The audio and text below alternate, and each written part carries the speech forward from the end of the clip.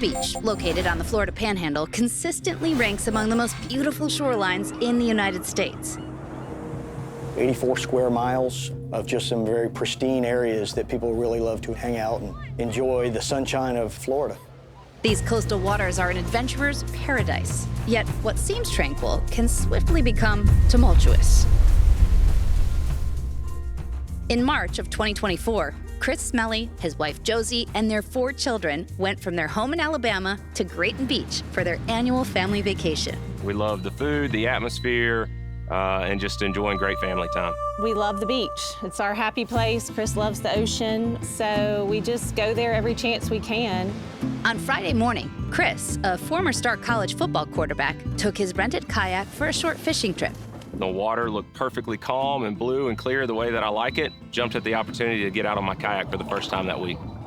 Because he only planned to be out for a short while, Chris didn't bring any food or a life jacket, and he had very little water with him. I grabbed a water bottle as I was walking out the door that morning, drank half of it before I even got into the boat. Usually what I do is I only go out for about an hour and a half max. As he paddled into the ocean, Chris had no idea the ideal conditions were about to take a turn. Going out on any kind of boat by yourself can be dangerous.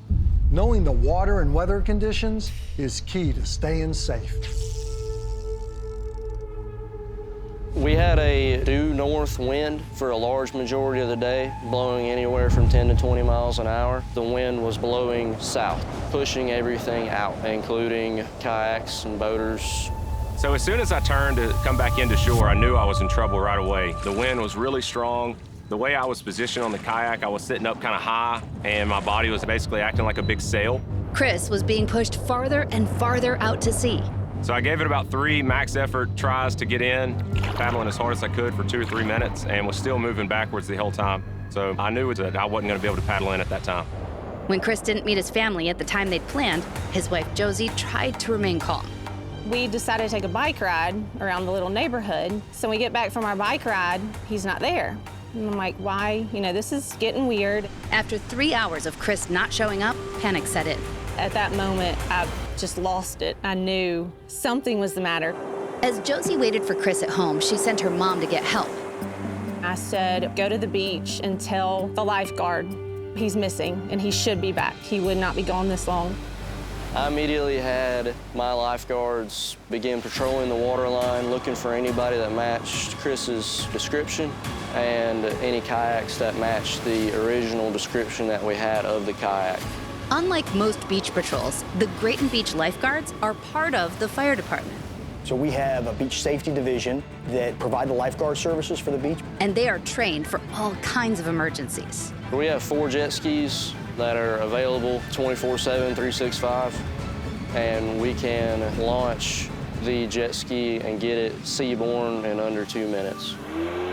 Safety Officer Austin Kisner immediately deployed their officially designated As kayaker Chris Smelly was 3 hours lost and being blown deeper out to sea, the Grayton Beach Safety Patrol were scouring the shoreline, but still hadn't found him. Once we've determined that all those areas and avenues had been investigated, we required more resources in order to solve the mystery.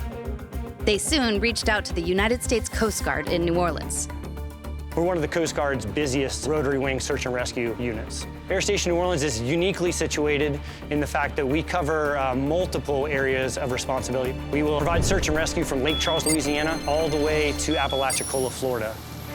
As they waited for the Coast Guard unit to make the 2-hour flight, Josie struggled with how to tell her children what had happened to their father. That's when I sat down with my boys and I pretty much just said, you know, Daddy's out and they're gonna bring him home. It's just gonna take some time.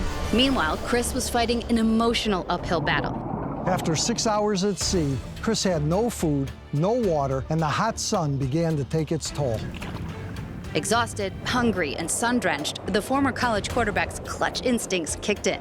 I had a big fishing coat on, and I used that for sun protection and kind of moved it from my legs back to my body and kind of used it as a blanket throughout the day. Back on shore, the authorities set up a central command center, gathering crucial information from the multiple rescue agencies on site. They then relayed it to the Coast Guard. This particular case was run by Sector Mobile. They take all that initial information, find out the last known position. They call family members, get as much information as they can. With all that information, the Coast Guard ran a unique computer simulation that uses wind and weather patterns. There is an online program that simulates if there's 100 rubber duckies dropped in one area. We draw a box that will ultimately find the large majority of those and put us in the area where the wind or the currents from the ocean may have pulled them out to sea. From there, they develop a search pattern. The Coast Guard deployed a rescue helicopter. On board were Commander Travis Rhea, co-pilot Zach Moss, rescue swimmer Graham McGinnis, and Glenn Mason Lewis, the flight mechanic. The team began their search to find Chris. The team was relying on both their eyes and an infrared camera system, or FLIR. The forward-looking infrared is a tool that senses differences in ambient temperature. So it's picking up that temperature differential that gives the ability for the optics to see a target from a long distance away. Even with high-tech tools, finding Chris was like finding a needle in a haystack. We're talking square miles of searching. If we're looking for somebody who is in the water, it would be the equivalent of looking for a basketball that's floating on top of the water from 300 to 500 feet in the air. Out on the ocean, Chris was faced with a difficult decision. Should I try to get off the kayak and try to swim in? Should I just stay put? And so I was kind of going through the possibilities of what was the safest and best thing. He didn't have a life jacket on, and the fact that he couldn't paddle in on the kayak means that if he would have gotten in the water, it would have been 3 times more difficult to swim. I made up my mind that I was going to stay with the kayak. I saw that there were helicopters and planes in the air. While Chris could see the rescuers overhead, they couldn't see him. As the hours drag on, we are diligently working to stay focused. It's hard to stare at a computer screen. It's hard to stare out the window for hours on end without finding yourself drifting off or being distracted. Back on shore, doubts were creeping into Josie's mind. That's when I was preparing for raising my kids by myself, honestly. That's when I was trying to figure out in my mind what was next and how we were going to do this and get through it. We are highly motivated to try to find them as quickly as possible because we don't know what the medical condition is of the person. Hypothermia can easily set in. Something could capsize that kayak where you're out there floating. It can turn bad really fast. By this point, an exhausted Chris was being pushed deeper out to sea for more than 8 hours without any food or water. There were a few times where there were some big wave swells that almost knocked my kayak over, and so I was wanting to stay as glued to that kayak as I could. Hours of searching the open water was taking its toll on the rescue team, too. The fatigue sets in when you're searching, just looking at water for several hours at a time. Your eyes get tired, your body gets tired. Little did they know they had flown directly over Chris. One of the helicopters flew really, really close to me, enough that I actually threw my hands up and I thought I had been found for sure, and then they just kept going. And that was kind of the lowest point of being out there. On shore, all Chris's family could do was to wait and hope for a miracle. It was extreme desperation from all of us, struggling with knowing it had been a really long time and he was missing. Chris had now been lost at sea for 11 hours. Although exhaustion had set in, he was locked into survival mode. Then it hit me, I might run out of energy. I mean, I haven't had anything to eat all day. And so I threw my fishing lines back out, and maybe I'll catch something that could sustain me if I needed it throughout the night. Incredibly, Chris managed to hook a small fish. It was slimy looking and didn't look very appetizing. I love sushi, but I wasn't really excited about this one. As the sun was setting, rescuers knew there was precious little time to locate Chris. Searching during the night is much more difficult. At this point, you're relying on the camera system, and finding that kayak in the middle of the vast ocean is going to be a very difficult challenge. There was a sense of fatigue as we were getting close to sunset, but we wanted to continue searching until there was another aircraft on scene. After 12 hours of searching, the team was ordered to return to base. But as the chopper was making its final sweep, something incredible happened. Just as we were making our turn for home, I saw a black dot zoom across my camera screen. What was that? You need to go back and look at that. So he's zooming in and says, guys, that's him. We found him. And we were so excited in the helicopter. So I started changing out into my water ensemble, and we started with a rescue hoist. We hoisted our swimmer down to the water to go and check on the health and well-being of this person. I looked out and the helicopter was hovering. It felt like forever before one of the sheriffs came over and said they located a kayaker who was waving at the helicopter. When he said that, then my hope came alive. As soon as I swam up, he had a big smile on his face. It looked like he was really happy to see us. The Coast Guard radioed to a rescue boat in the area where Chris was finally able to call his family. I got the phone to my ear and he said, "Hey, babe." And my emotions, I don't know what happened, but I just screamed really, really loud. She had been through quite a day. I can remember her saying, "Don't ever do that to me again." There was cheers, and the whole beach erupted in a lot of high fives, laughter, hugs, and cries, and that's pretty dang cool. It took a dedicated team from the South Walton Fire District, its water safety officers, and the U.S. Coast Guard to bring lost kayaker Chris Smelly home safely. And the success of their mission was due, in no small part, to his wife Josie quickly notifying authorities when he went missing.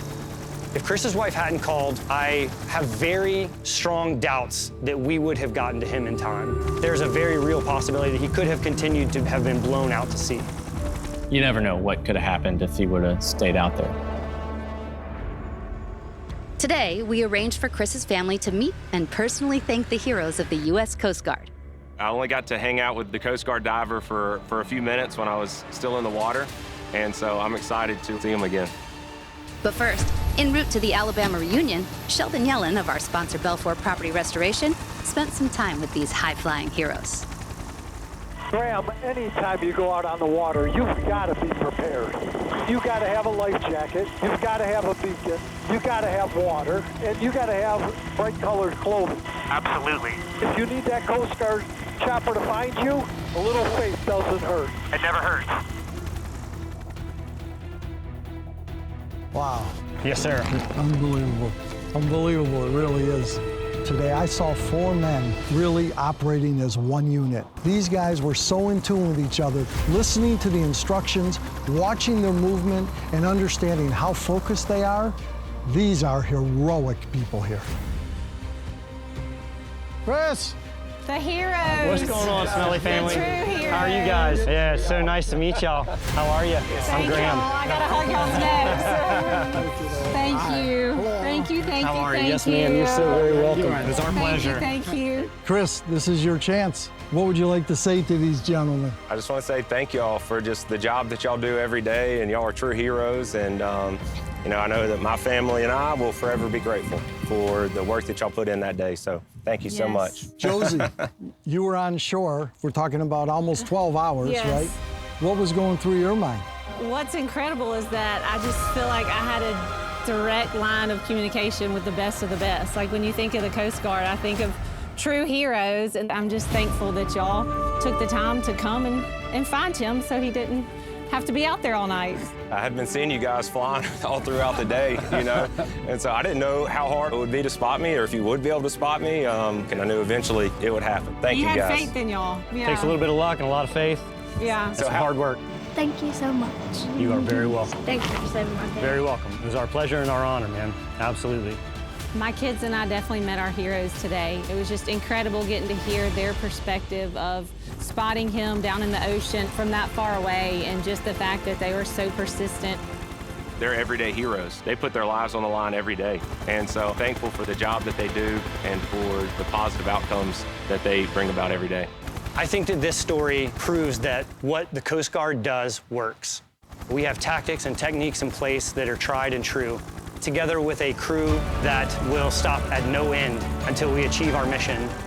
This is absolutely why we do what we do. I think every one of us here joined for this particular reason, to save lives. That's what the Coast Guard is all about. I'm just thankful for the first responders, and I felt like all those groups really worked together to create a good outcome. All those people getting right to work and working so hard, they're definitely the true heroes in this.